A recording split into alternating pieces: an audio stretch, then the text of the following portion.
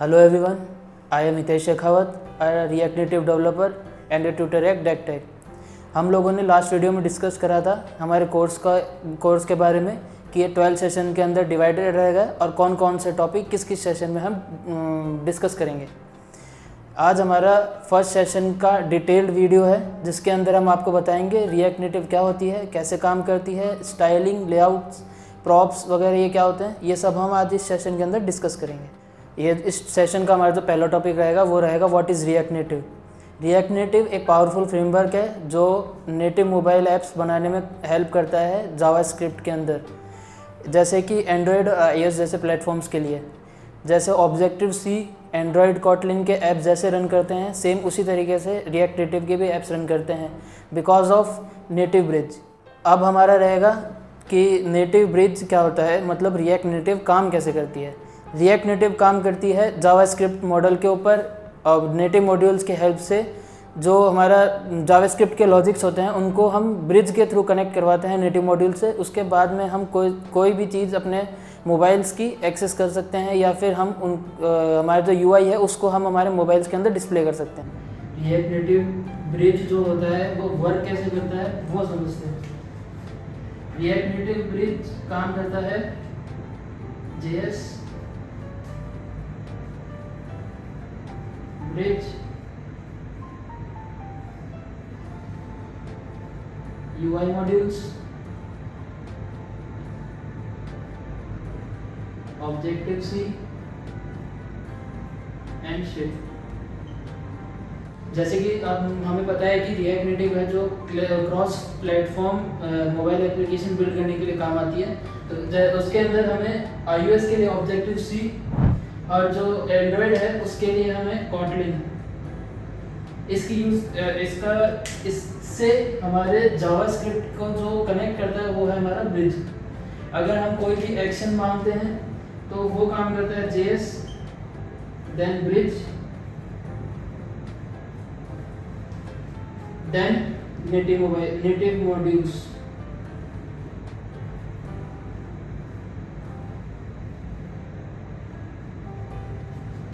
ये होता है हमारा एक्शन और जो हमारा रेस्पॉन्स होता है वो होता है नेटिव मॉड्यूल्स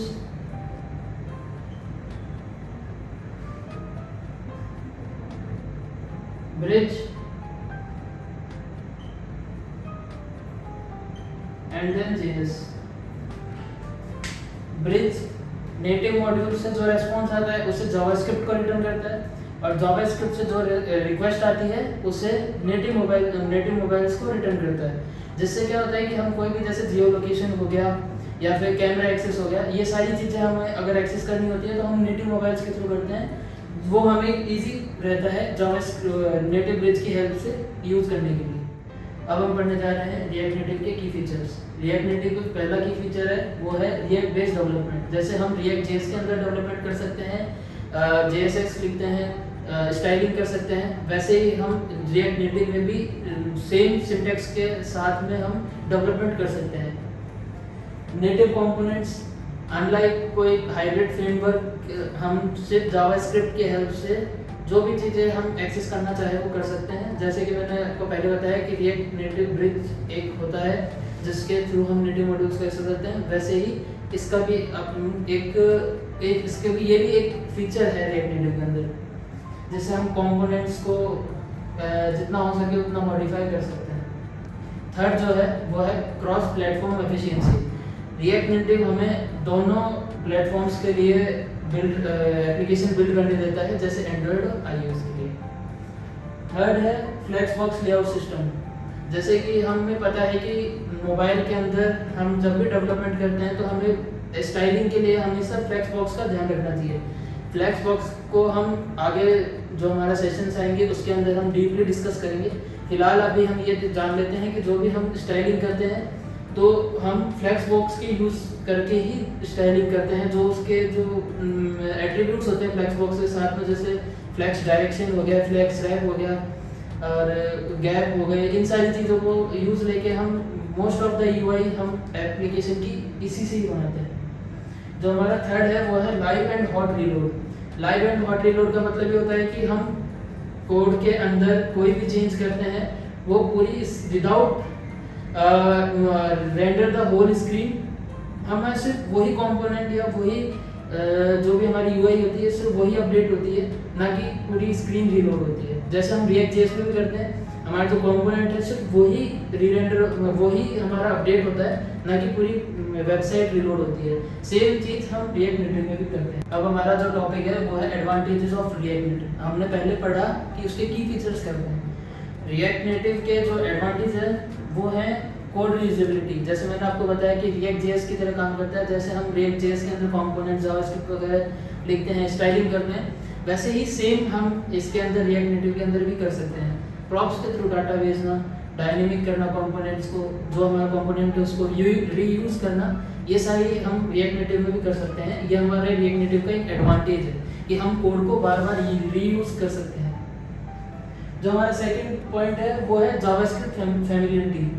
मतलब अगर आप जावास्क्रिप्ट से फेमिलियर हैं, अगर आप रिएक्ट जेएस से फेमिलियर हैं, तो आप बड़ी इजी तरीके से आप जो भी हमारा रिएक्ट नेटिव है इसको आप पढ़ सकते हैं, क्योंकि इसका ऑलमोस्ट मतलब इसका जो बेस स्ट्रक्चर है वो पूरा जावास्क्रिप्ट के ऊपर वर्क करता है। जैसे हम जावास्क्रिप्ट के अंदर ऑब्जेक्ट से रिलेटेड, जेएसएक्स से रिलेटेड, स्टाइलिंग से रिलेटेड जो भी चीज़ें होती हैं वो सब हम इसमें रिएक्ट नेटिव में जावास्क्रिप्ट के। जो हमारा थर्ड एडवांटेज है रिएक्ट नेटिव का वो है वाइब्रेंट कम्युनिटी। मतलब ओपन सोर्स लाइब्रेरीज हैं इसकी काफ़ी, या हमें कोई भी पैकेजेस वगैरह अगर इंस्टॉल करते हैं तो वो ओपन सोर्स हैं। हम कोई भी अगर इशू वगैरह आता है तो काफ़ी जल्दी अपडेट मिल जाती है। लार्ज कम्युनिटी है हमारे रिएक्ट नेटिव के साथ जुड़ी हुई, जो टाइम टू टाइम अपडेट्स वगैरह आते रहते हैं, वो सब हमें इंफॉर्मेशन मिल जाती है।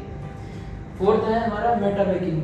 जो हमें पता है कि जैसे रिएक्ट नेटिव है वो मेटा ओन करता है, फेसबुक ओन करता है, तो ये क्या करता है कि जो लॉन्ग टर्म हमारी जो स्टेबिलिटी है या फिर ग्रोथ है, ये सब जो भी है जो वो मेटा हैंडल करता है। तो मतलब एक अच्छे तरीके से जो भी मेंटेनेंस जो होती है वो उसमें हम एक एडवांटेज है रिएक्ट नेटिव का, जो भी मेंटेनेंस है उसमें हमें कोई दिक्कत नहीं आती है। रिएक्ट नेटिव के ऐप जब बिल्ड करते हैं या फिर कोई फर्दर आगे अगर कोई पुराना ऐप है उसको अगर हम आज यूज़ लेते हैं तो उसमें भी कोई डिस्टर्बेंस नहीं होता है। अब हम पढ़ने जाएंगे लिमिटेशंस ऑफ रिएक्ट नेटिव। हमने पहले पढ़ा advantages of react native, pros and cons होना रिएक्ट नेटिव के अंदर या किसी भी चीज़ के अंदर नॉर्मल बात। जैसे कि हमने एडवांटेजेस पढ़े, वैसे ही कुछ लिमिटेशंस भी होती है रिएक्ट नेटिव के अंदर। जैसे पहली लिमिटेशंस है नेटिव मॉडल डिपेंडेंसी। कोई भी चीज़ एक्सेस करने जाते हैं, कैमरा, नोटिफिकेशन या फिर हम बात करें हमारे कॉन्टैक्ट्स वगैरह की, तो हमें हर चीज़ के लिए नेटिव मॉड्यूल्स के ऊपर डिपेंड होना पड़ता है। जैसे कि हमने कैमरा एक्सेस किया तो हमें कैमरे के लिए अलग कॉन्फ़िगरेशंस करनी होगी, एंड्रॉयड एंड आईओएस दोनों के लिए। लोकेशंस के लिए भी हमें दोनों के लिए अलग अलग कॉन्फ़िगरेशंस करनी होती है। ये हमारा पहला पॉइंट हो गया नेटिव मॉड्यूल डिपेंडेंसी का। सेकंड जो हमारा पॉइंट है वो है परफॉर्मेंस कॉम्प्लेक्स ऐप्स। मतलब कोई भी ज़्यादा कंपेटिबिलिटी आ गई या फिर ग्राफिक्स आ गए तो वहाँ हमारा रिएक्ट नेटिव थोड़ा सा ओवरहेड करने लग जाता है, लैग करने लग जाता है। तो उसके लिए हम ट्रैफिक जैसे टूल्स का इस्तेमाल करते हैं, वो हम आगे डिस्कस करेंगे, थोड़े एडवांस टॉपिक्स के अंदर आ जाता है ये। बाकी अगर हम प्योर नेटिव डेवलपमेंट करें, नेटिव ऐप बनाएं, तो उसके लिए हमारा रिएक्ट नेटिव एक बेटर चॉइस हो सकती है। ये जो हमारा थर्ड पॉइंट है थर्ड पार्टी पैकेजेस का, ये हमारा ऐसे रहता है कि हम कोई भी जैसे थर्ड पार्टी पैकेजेस इंस्टॉल करते हैं तो हमारे ऐप की कॉन्फ़िगरेशंस, उसके वर्जन्स, ग्रेडल वर्जन्स या फिर कोई एसडीके वर्जन्स हो गई, वो उस थर्ड पार्टी पैकेजेस के वर्जन्स के अकॉर्डिंग कॉम्पेटिबल नहीं होते हैं, तो हमारे कोड में कॉन्फ्लिक्ट्स आ सकते हैं, एरर आ सकती है। तो ये होते हैं थर्ड पार्टी पैकेजेस के, लेकिन ये बहुत रेयर टाइम्स होता है, लेकिन होता रहता है। अगर हम डेवलपमेंट कर रहे हैं तो ऐसी चीज़ें को हम फेस करना पड़ता है, और कैसे ओवरकम करते हैं ये सब हम आपको पढ़ाएंगे। फोर्थ पॉइंट है डीबगिंग कॉम्प्लेक्सिटी का। डीबगिंग कॉम्प्लेक्सिटी मतलब अगर हम कोई भी हमारे कोड के अंदर कोई भी एरर आती है तो वो एरर हम रिटर्न, हमारे पास जो रिटर्न होती है वो होती है नेटिव मॉड्यूल से। जावास्क्रिप्ट की जो एरर होती है और जो नेटिव मॉड्यूल्स की एरर होती है, दोनों में हम बहुत ज़्यादा मतलब उन दोनों को अगर हम कंपेयर करें तो बहुत ज़्यादा कॉन्फ्लिक्ट्स हो जाते हैं। हम अंडरस्टैंड नहीं कर पाते कि ये जो एरर आ रही है वो किस चीज़ के लिए आ रही है।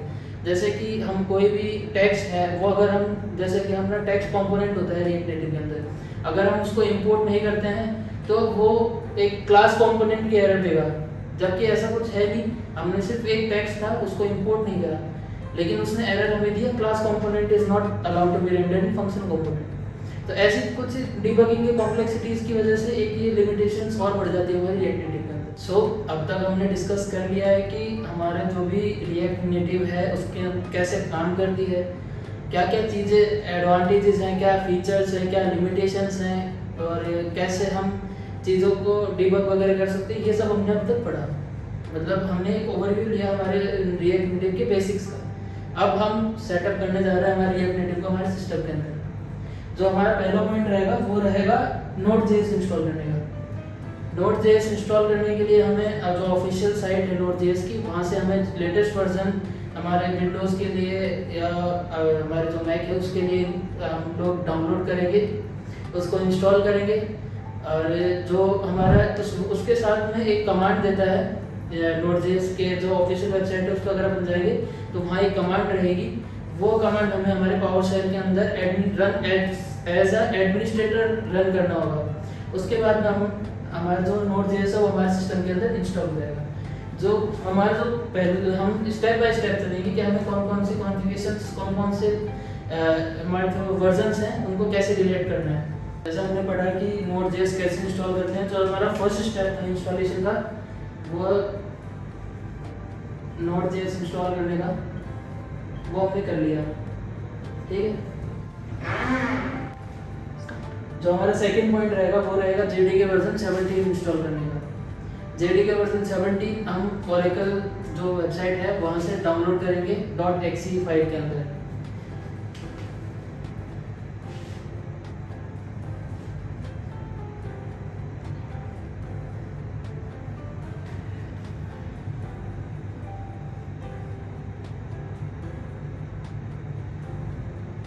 सेकंड जो हमारा रहेगा वो रहेगा JDK वर्जन इंस्टॉल करने का, जावा के डेवलपमेंट किट को इंस्टॉल करने का।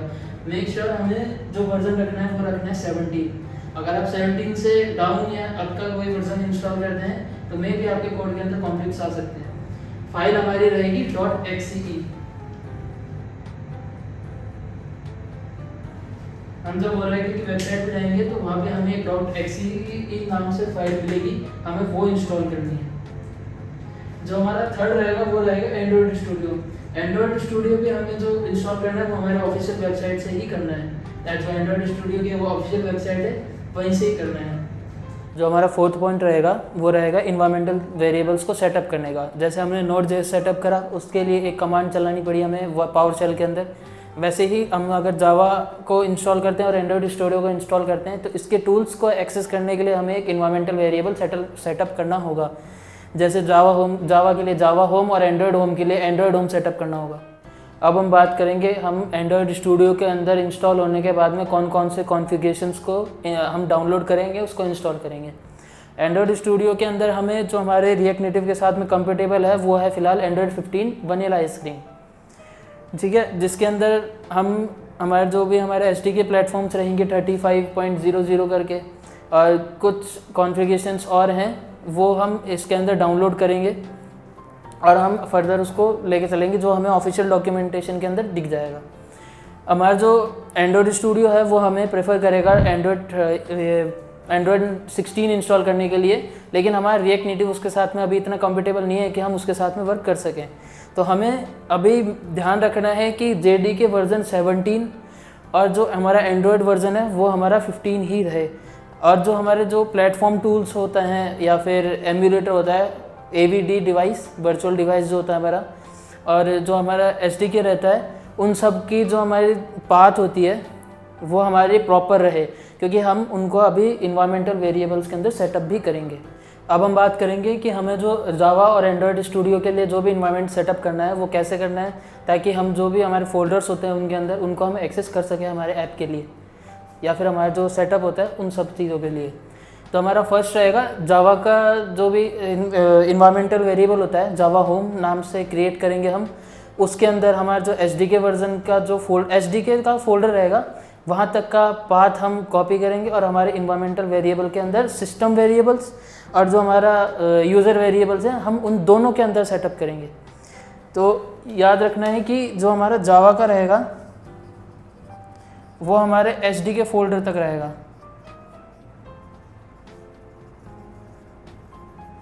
SDK फोल्डर तक रहेगा। जावा के अंदर सिर्फ हमें एक इन्वायरमेंटल वेरिएबल ही सेटअप करना रहता है जो रहता है SDK फोल्डर का। जो हमारा एंड्रॉयड होम नाम से जो भी हमारा इन्वायरमेंटल वेरिएबल रहेगा उसको अंदर हम जो हमारा बिन फोल्डर रहेगा हमारे एंड्रॉयड स्टूडियो के अंदर उस तक का पाथ हम कॉपी करेंगे और हमारे जो सिस्टम वेरिएबल्स हैं उसके मतलब एंड्रॉयड होम का जो वेरिएबल है उसके साथ में हम साथ में हमारे जो बाकी के दो रहेंगे वो रहेंगे प्लेटफॉर्म टूल्स और एमुलेटर। इसको हम हमारे सिस्टम वेरिएबल्स और यूज़र वेरिएबल्स दोनों के अंदर हम लोग पेस्ट कर देंगे ताकि हमारा जो एमुलेटर एक्सेस है वो भी अच्छे से हो जाए और जो हमारा SDK वर्जन है ग्रेडल वर्जन है वो भी काफ़ी सही कॉम्पिटेबल रहे। अब तक हमने बात कर लिया है जो हमारे रिएक्ट नेटिव क्या होती है, कैसे काम करती है, ब्रिज क्या होता है। अब हम जो सेटअप था हमने इन्वायरमेंट भी सेटअप कर लिया है। अब बात आती है कि कोड कैसे लिखें। कोड के लिए हमें जो नॉलेज होनी चाहिए वो हमें होनी चाहिए JSX से रिलेटेड, स्टाइलिंग से रिलेटेड। तो पहले मैं बात करता हूँ स्टाइलिंग, क्योंकि हम अभी इस बिगनर्स फेज़ में हैं तो हमें HTML CSS की बेसिक नॉलेज होती है। तो हम अभी स्टाइलिंग से स्टार्ट करेंगे ताकि आप उस चीज़ से उन चीज़ों से फेमिलियर हो सकें जो आपने पहले से पढ़ रखी हैं। जैसे कि फ्लेक्स बॉक्स लेआउट हो गए। मैंने आपको बताया था कि जो हमारा जो भी हम UI क्रिएट करते हैं मोबाइल ऐप्स के लिए वो हम most of the time flex ही यूज़ लेते हैं। फ्लेक्स के कंपोनेंट्स, एट्रीब्यूट्स ये सब ही यूज़ में लेते हैं। जैसे कि इसके अंदर आता है flex direction, justify content, align items, ये सारी चीज़ें हम यूज़ करते हैं। हमारे जो भी कंपोनेंट्स होते हैं उनको हमें कौन सी पोजीशन पे रखना है हमारे मोबाइल के अंदर। जैसे फ्लेक्स होता है वो पूरी स्क्रीन को कवर करता है। फ्लेक्स डायरेक्शन होता है कॉलम या रो है, रिवर्स रो है, कॉलम रिवर्स है, जो भी है। अलाइन आइटम्स हो गए जो सेंटर है, बेस लाइन है, एंड है, स्टार्ट है। इस अकॉर्डिंग हम लेआउट्स को फ्लेक्स के थ्रू मैनेज कर सकते हैं। जो हमारा सेकंड रहेगा वो रहेगा कि जावास्क्रिप्ट बेस्ड स्टाइलिंग, मतलब हम CSS की फ़ाइल नहीं क्रिएट कर सकते उस टाइम पे। हम जो नेटिव है वो हमारी पूरी जावास्क्रिप्ट के ऊपर ही बेस्ड है। स्टाइलिंग भी अगर हम करते हैं तो वो हमें ऑब्जेक्ट पे ही करना होता है, मतलब जावास्क्रिप्ट ऑब्जेक्ट्स के अंदर ही लिखना होता है।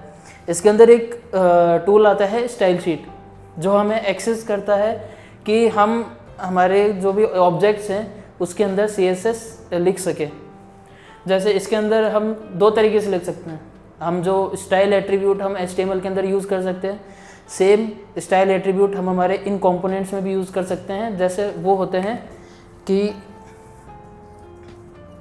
व्यू एंड टेक्स्ट, ये हमारे दो कॉमन कंपोनेंट्स हैं, व्यू एंड टेक्स्ट।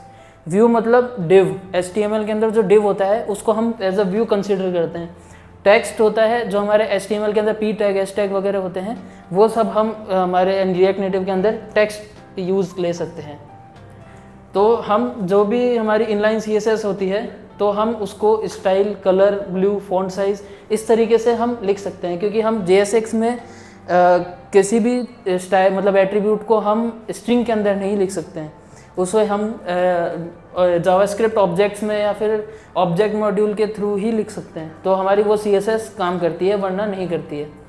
जो हमारी रीयूजेबल स्टाइल शीट, जैसे मैंने आपको बताया कि जो स्टाइल शीट होती है वो हम एक अलग फाइल बना सकते हैं उसको लेके, जिसके अंदर हम हमारी रीयूजेबल जो CSS है उसको लिख सकते हैं। कि हम कोई भी एक कंटेनर है अगर हम उसको कॉमन लेके चलना चाहते हैं तो हम उसे हमारी CSS जो हमारी स्टाइल शीट वाली फाइल रहती है JS फाइल, उसके अंदर लिख सकते हैं। तो ये हो गया हमारा जो लेआउट और स्टाइलिंग होती है उनका पार्ट, कि हम स्टाइल कैसे कर सकते हैं, क्या चीज़ होती है, फ्लैक्स बॉक्स कैसे यूज़ ले सकते हैं, कौन कौन सी चीज़ उसमें काम करती है, इनलाइन CSS कैसे लिख सकते हैं, रीयूजेबल जो हमारी स्टाइल शीट्स होती हैं वो कैसे क्रिएट कर सकते हैं। ये सब अभी हमने इस टॉपिक में कवर किया है। हमारा जो रिएक्ट नेटिव है वो एक यूनिक अप्रोच लेता है स्टाइलिंग के लिए। जैसे अच्छे फ्लेक्सिबिलिटी और डायनेमिज्म कैसे कर सकते हैं वो सब हम मतलब रिएक्ट नेटिव के अंदर उस तरीके से हम स्टाइलिंग करते हैं।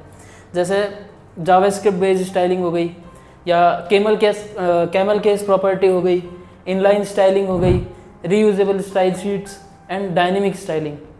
जावास्क्रिप्ट बेस्ड स्टाइलिंग का मतलब ये होता है कि हम डायरेक्टली जावास्क्रिप्ट के अंदर ही हमारे CSS लिखेंगे जो हमारे UI को इंटरेक्टिव दिखाएगी।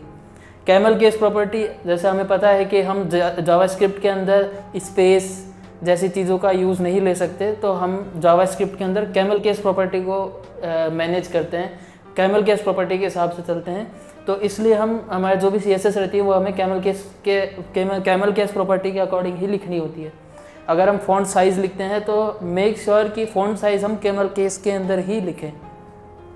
इनलाइन स्टाइलिंग, मैंने आपको लास्ट वीडियो में बताया कि हम इनलाइन स्टाइलिंग लिख सकते हैं रिएक्ट नेटिव के अंदर डायरेक्टली।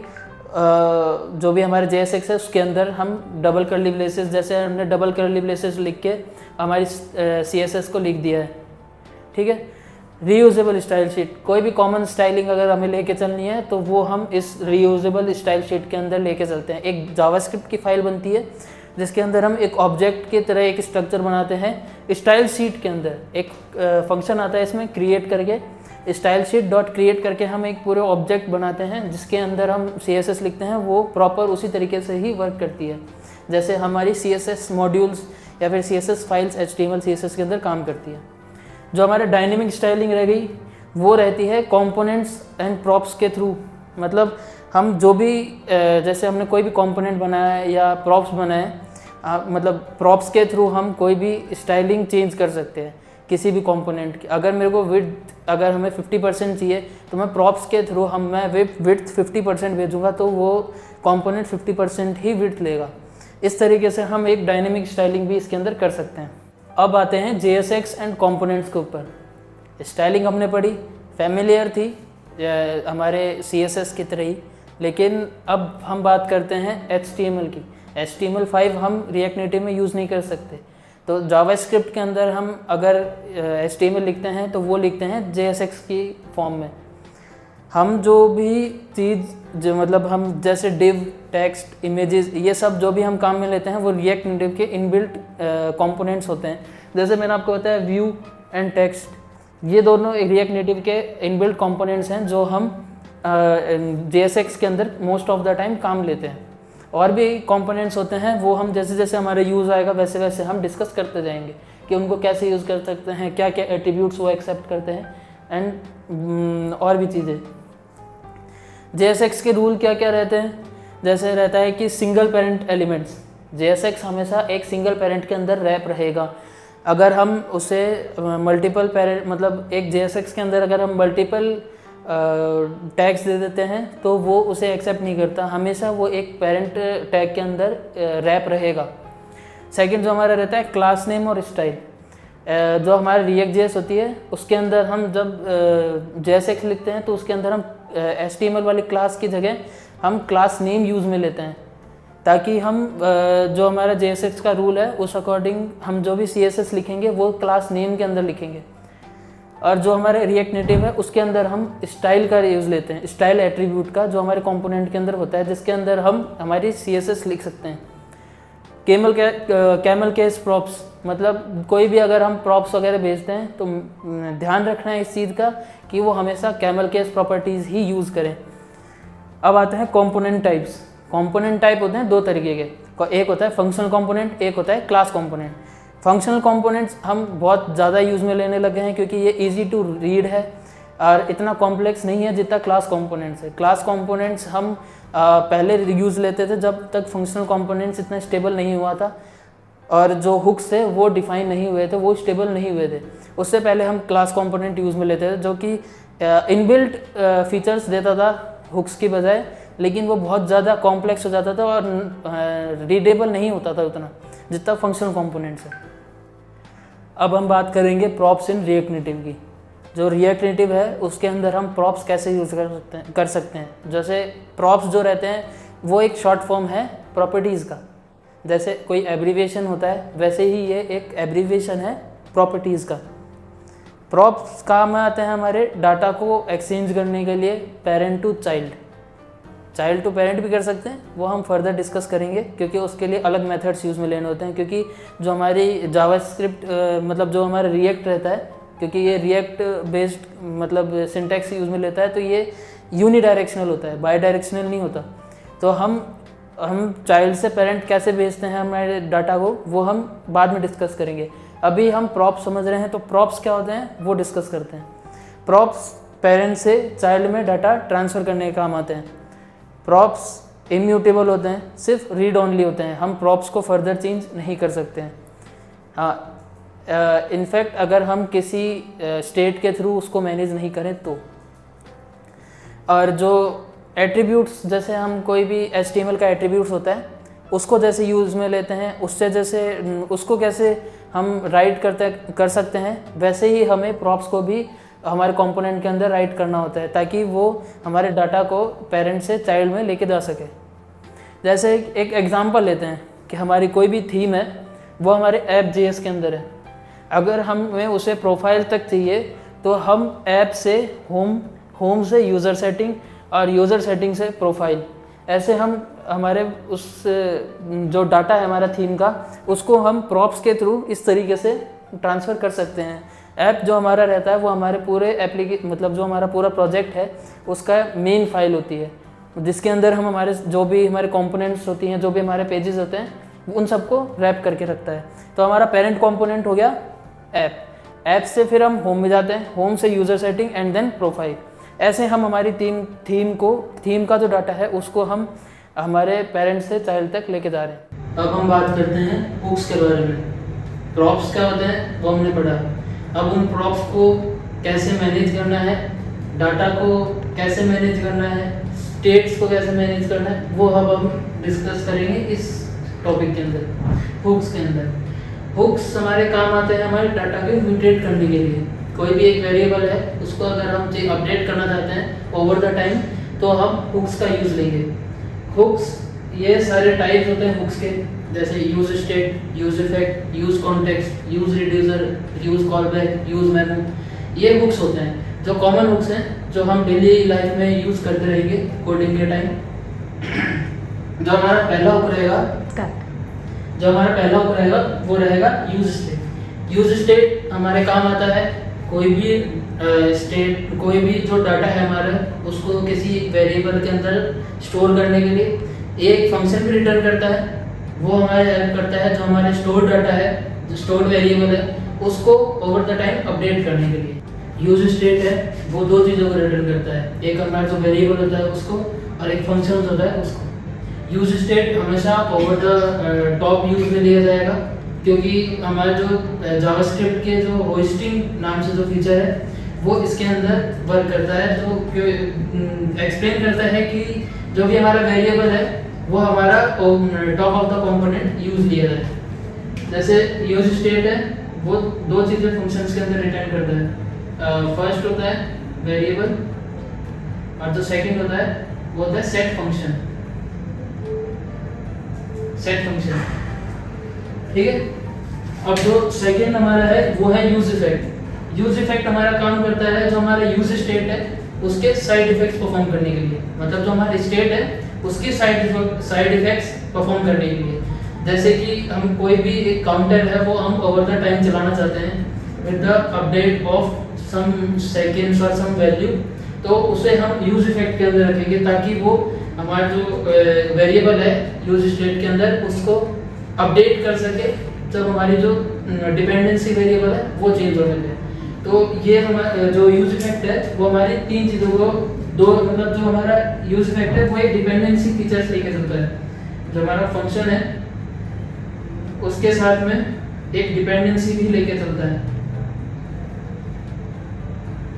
इस डिपेंडेंसी के ऊपर डिपेंड करता है कि जो हमारा कंपोनेंट है वो जो हमारा वेरिएबल है वो कब अपडेट होगा। जब डिपेंडेंसी एम्प्टी रहेगी, जब वो सिर्फ माउंट के ऊपर चलेगा, जब हमारा कंपोनेंट माउंट हो रहा है सिर्फ उसी टाइम चलेगा। अगर इसमें कोई वेरिएबल है तो हमारा जो स्टेट है वो माउंट होने पे अपडेट होगी, फिर जब ये डिपेंडेंसी वेरिएबल है वो अपडेट होगा, फिर अपडेट होगी। तो जो हमारा यूज इफेक्ट है वो सिर्फ साइड इफेक्ट परफॉर्म करने के लिए काम आता है। यूज स्टेट वाले वेरिएबल को यूज स्टेट वाला जो वेरिएबल है उसको अपडेट करने के लिए। जो हमारा थर्ड है वो हमारा use context. Use context use में आता है जैसे मैंने आपको बताया कि प्रॉप्स जो हमारे होते हैं वो 1 कंपोनेंट 2 to 3 3 to 4 ऐसे रहता है। जो कॉन्टेक्स्ट होता है ये इस प्रॉप ड्रिलिंग जो हमारे जो हमारा प्रॉप ड्रिलिंग वाला जो इशू होता है, जो हमारा प्रॉप ड्रिलिंग का जो इशू होता है उसको रिजॉल्व करता है। प्रॉप ड्रिलिंग वाले इशू को ये कॉन्टेक्स्ट रिजॉल्व करता है। मतलब जो हमारा पेरेंट जो कंपोनेंट रहता है उससे हम डायरेक्ट चाइल्ड फिफ्थ कंपोनेंट तक, अगर हमें कोई भी वेरिएबल पेरेंट कंपोनेंट से चाइल्ड के फिफ्थ कंपोनेंट के अंदर चाहिए तो वो हम उस टाइम पे हम जो भी हुक यूज में लेंगे वो लेंगे यूज कॉन्टेक्स्ट हुक। इसके अंदर हम जो भी डिफाइन करेंगे उन चीज़ों का हम ओवर द ऐप कभी भी एक्सेस कोई से भी कंपोनेंट के अंदर एक्सेस कर सकते हैं, चाहे वो हमारा पेरेंट हो या पेरेंट से नीचे चाइल्ड हो या इस चाइल्ड के जस्ट ऊपर कोई पेरेंट हो तो वो हो।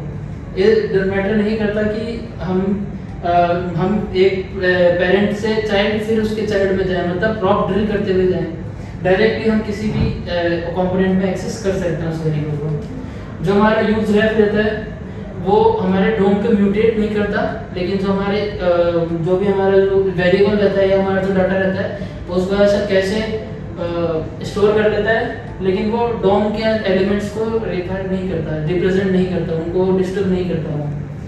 जो हमारे यूज मेमोरी यूज कॉलबैक्स होते हैं ये हमारे ऑप्टिमाइज करने के लिए काम में आते हैं। कोई भी फंक्शन है उसको अगर हमें ऑप्टिमाइज करना है तो हम यूज कॉलबैक यूज में लेंगे। अगर हम कोई फंक्शन है कोई कंपोनेंट है वो रीरेंडर हो रहा है उसको ऑप्टिमाइज करने के लिए हम यूज मेमो काम में लेंगे। ये सारे हुक्स हैं जो हमने अभी एक एक्सप्लेनेशन लिया है कि ये हुक्स कैसे काम करते हैं। जब हम इनके साथ वर्क करेंगे, जब हम इनकी प्रैक्टिस करेंगे तो हमें ये और ज़्यादा चीज़ें क्लियर होंगी कि कौन कौन सी चीज़ें हम कब यूज़ में ली जाती हैं। जैसे यूज इफेक्ट है, ये एक रिटर्न कंपोनेंट भी रिटर्न कॉलबैक फंक्शन करता है जो हमारा अनबाउंड होने में चलता है। तो ऐसी कुछ चीज़ें हैं जो हम एक्सप्लेन नहीं कर सकते क्योंकि उसके लिए एक परफेक्ट एग्जांपल होना जरूरी है। तो जैसे जैसे हम कोड लिखेंगे, जैसे जैसे हम हेलो वर्ल्ड के बाद में आगे जो प्रोसेस एप्लीकेशन की तरफ जाएंगे तो उस टाइम पे हम इसके अंदर और जो एडवांस फीचर्स होते हैं, एडवांस मतलब कि कोई एट्रीब्यूट्स या फिर कॉलबैक फंक्शंस वगैरह होते हैं तो हम उनके बारे में ही पढ़ेंगे। ये अभी सिर्फ एक हुक्स का एक्सप्लेनेशन है। सो आज का सेशन है उसके अंदर हमने ओवरऑल पढ़ा कि रिएक्ट नेटिव क्या होती है, रिएक्ट नेटिव को सेटअप कैसे करा जा सकता है, स्टाइलिंग क्या होती है, JSX क्या होता है, हुक्स क्या होते हैं, प्रॉप्स क्या होते हैं। ये सारी चीज़ों को हमने इस सेशन के अंदर कवर करा। अब जो हमारा नेक्स्ट सेशन रहेगा उसके अंदर हम एक छोटा सा एप्लीकेशन बनाएंगे। जैसे हम नॉर्मली कहते हैं कि हम एक हेलो वर्ल्ड प्रिंट करेंगे हमारे एप्लीकेशन के अंदर, कुछ फीचर्स पढ़ेंगे, कंपोनेंट्स को यूज़ करेंगे, इमेजेस वगैरह एक्सप्लोर करेंगे, वॉइस चीज़ें एक्सप्लोर करेंगे। ऐसी कुछ चीज़ें हैं जो हम नेक्स्ट सेशन के अंदर कवर करेंगे। हम जो भी पढ़ा रहे हैं ये सिर्फ पढ़ने के पर्पज से, हम जितना प्रैक्टिस करेंगे हम उतना ज़्यादा ही सीखेंगे। तो जो भी हमने आज पढ़ा उन सबको प्रैक्टिस करना बहुत ज़रूरी है, और जब हम आगे जाएंगे तो हमें इन चीज़ों को बार बार यूज़ करना हो। ये हमारा एक इनिशियल फेज है towards the react native developer. हमारे जो 12 सेशंस रहेंगे हम उनको भी इस तरीके से ही एक्सप्लेन करेंगे। जो भी हमारे टॉपिक्स है उनको ओवर द टाइम हम जैसे जैसे हम आगे बढ़ते जाएंगे वैसे वैसे और रिवाइज करते जाएंगे। तो stay tuned for the next lecture.